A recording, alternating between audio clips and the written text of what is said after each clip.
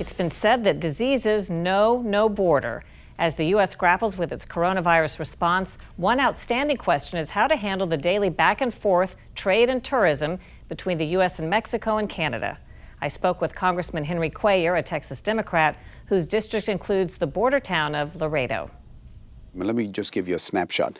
Laredo, Texas, 14,000 trailers a day crossing north and southbound. Number one in trucks, number one in trains, 24 trains that cross north and south.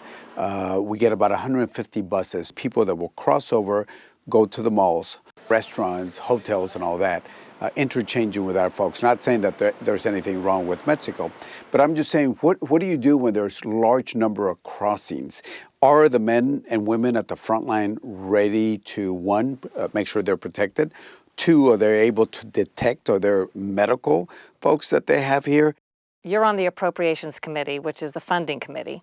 And a lot of us watched this request go from maybe $2 billion to $8 billion, and some say that's not enough. Americans, I think, are watching, and nobody wants to short the government on money it needs to keep people safe. But on the other hand, is it reasonable to expect a pretty detailed budget and justification for this money beforehand and really good follow-up after the fact? Absolutely. I mean, there has to be oversight on this. For example, the $8.3 billion that we just passed, there's monies that go to state health departments and local health departments, the men and women on the ground. So who is it who is asking these questions like the one you asked? Why does it feel like, at least sometimes, we're reinventing the wheel every couple of years when there's an infectious disease concern in the United States? You know, we do that on the appropriation process, but I think what we need to do is have an overarching plan to address this type of situations.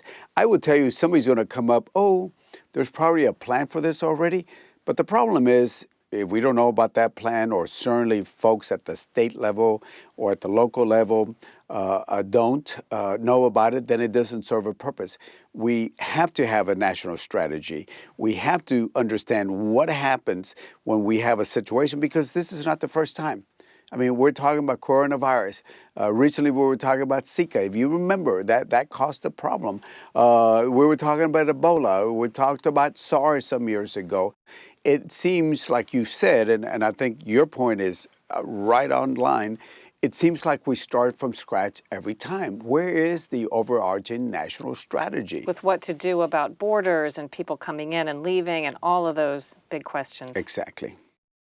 Both Mexico and Canada, like the U.S., have confirmed coronavirus outbreaks.